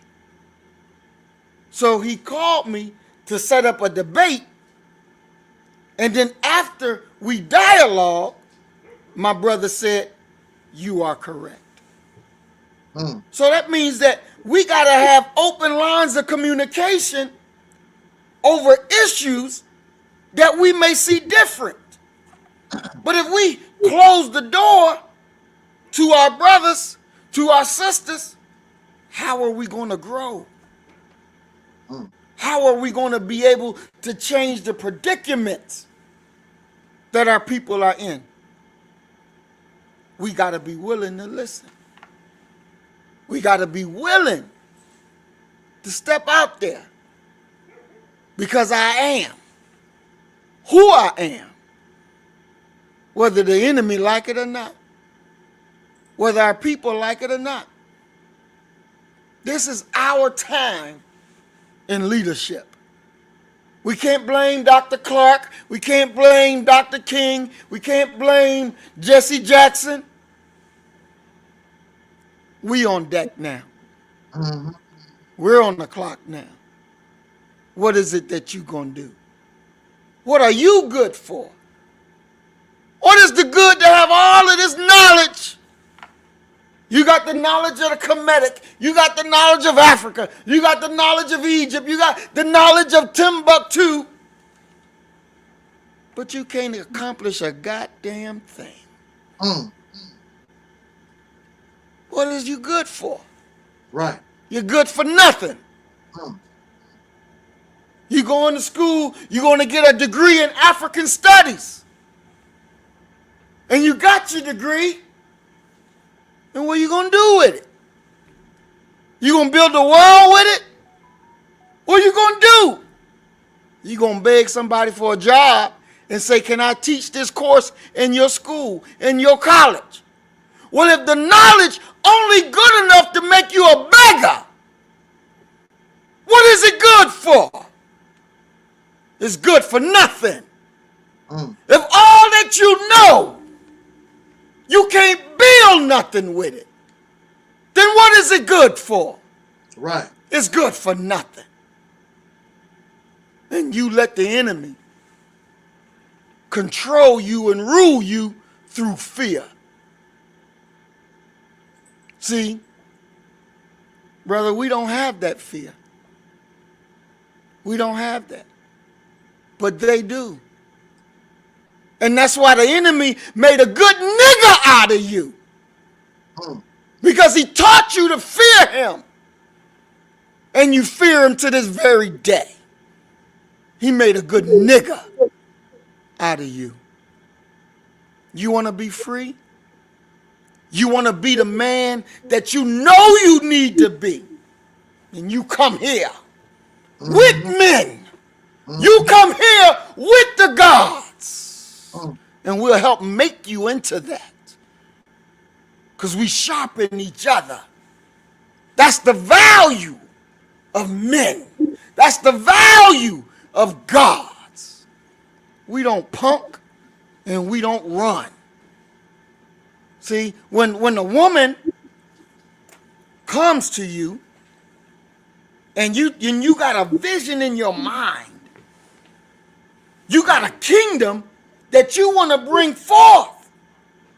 She want to help you. She want to serve you. But if you don't have that, then what good are you for? You're good for nothing. And too many of our people have been good for nothing. You got knowledge, but you can't build a damn thing with it. You're good for nothing. And you should be tired of being good for nothing. Right. And I want to make this personal appeal. Brother God in Hollywood,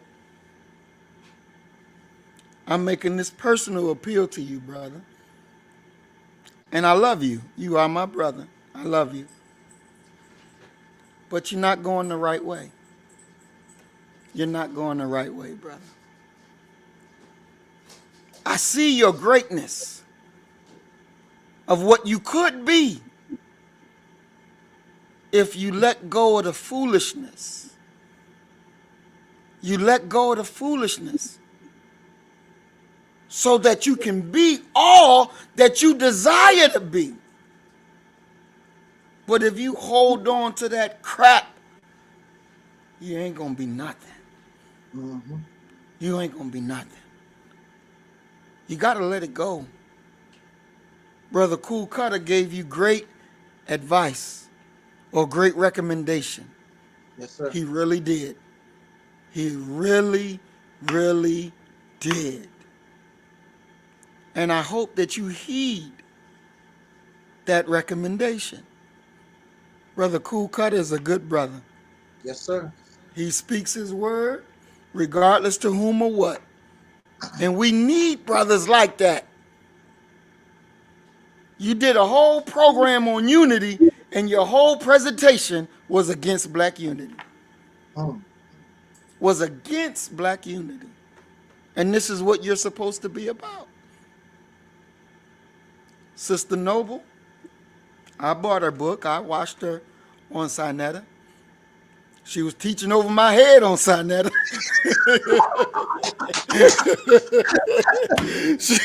she looked at it. She was going where I couldn't go. I said, my God, I'm going to have to take notes and study this one. And I don't say that often, but she was over my head. Over mine too.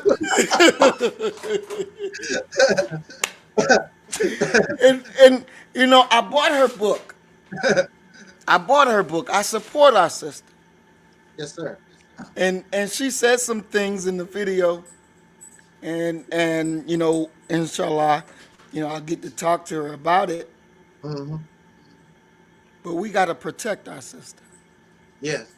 We got to protect her.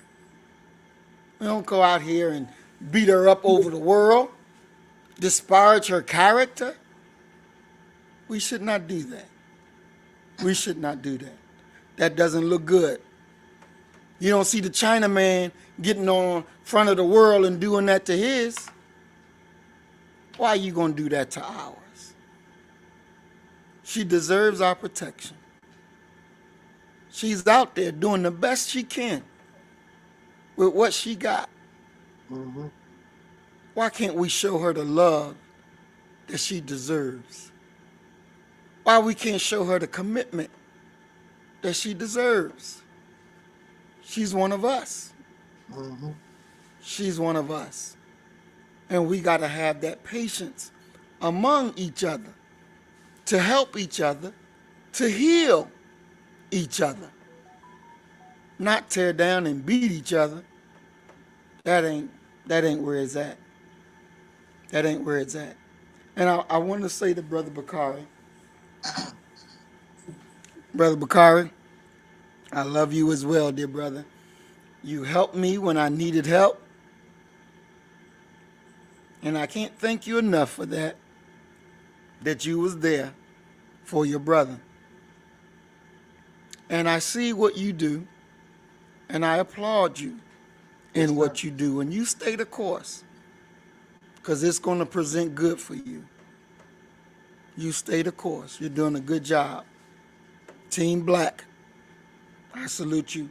And Brother Cool Cutter, you know, I salute you as well. Much love and respect.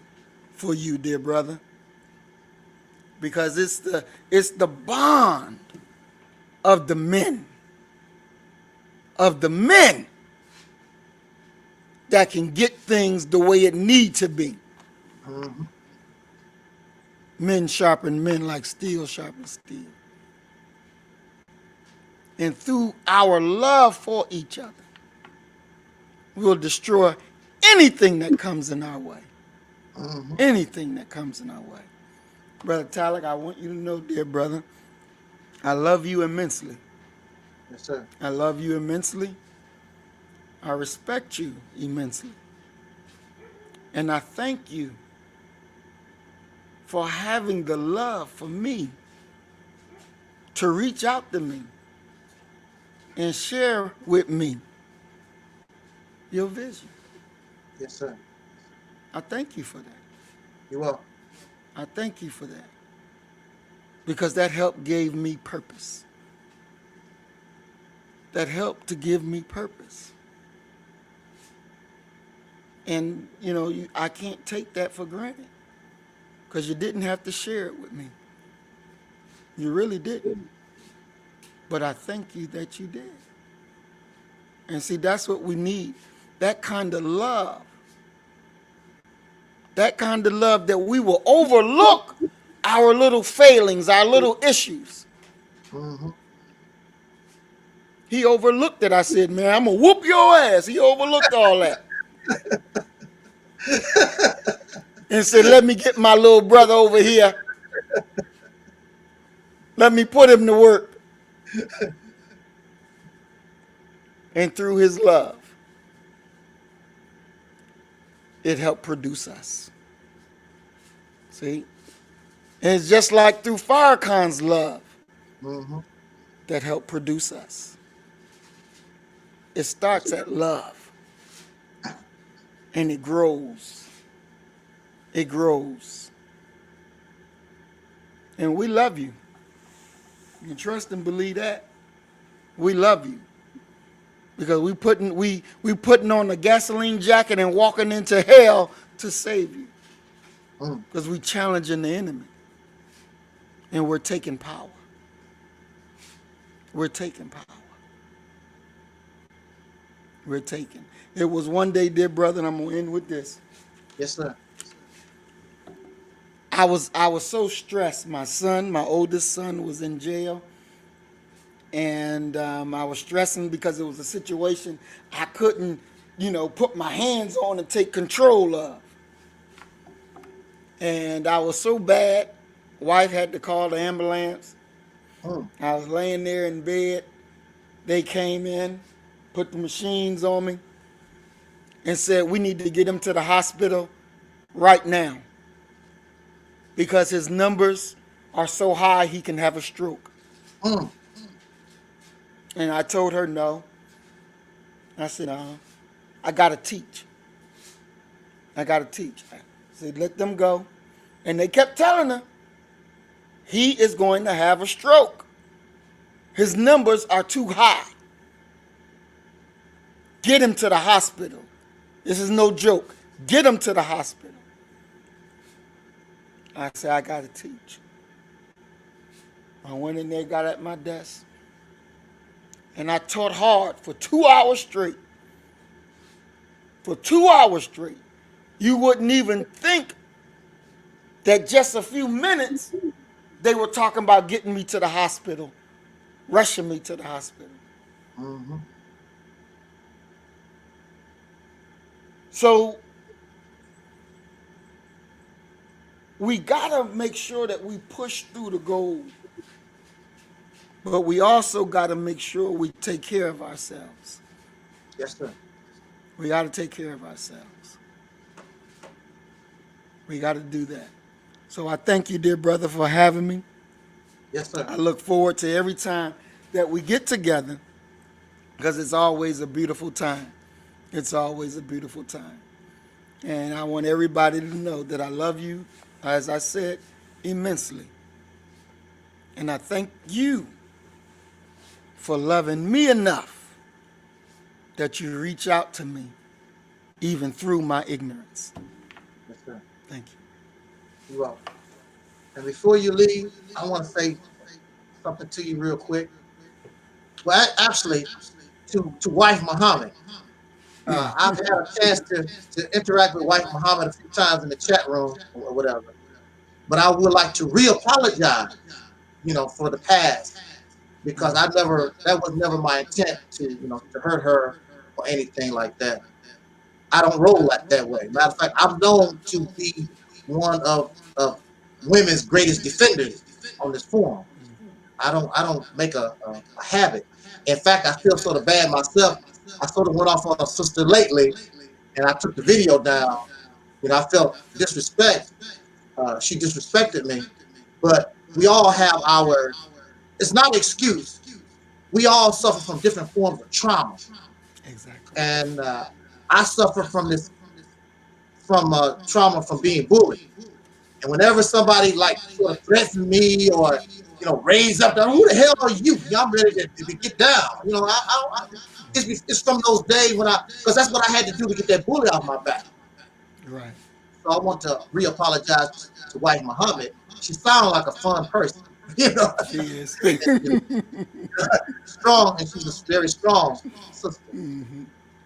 Maybe sometime, maybe even this year, we'll make our way to Coldwater. Are they having that meeting again this year? I'm pretty sure they are. Yes, sir. Right. Summer. Yeah. Might be able to make that.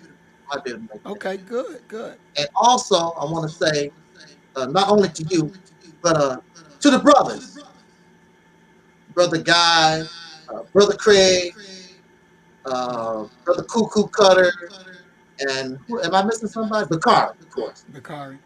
It was a wonderful thing, and I guess we didn't realize, we were too selfish to understand how beautiful that was. And everybody saw us on the panel, and Sister Noah and all of us. The people loved it. Exactly. If we kept that momentum going, do you know where we probably would be?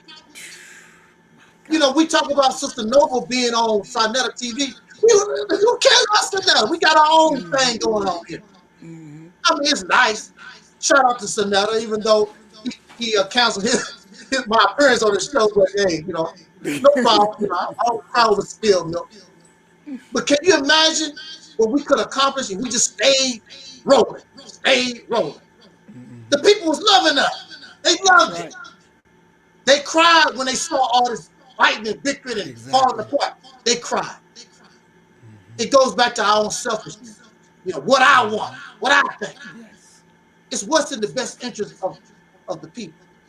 And I'm telling us, and Brother Muhammad is telling us tonight, that our best bet, realistic option, is what we call the Mississippi Cafe.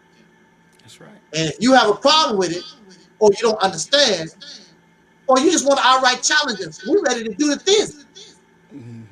You're not going to win. This is the way to go.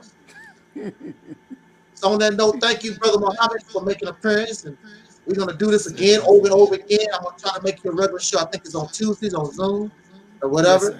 I'm going to try to make those things.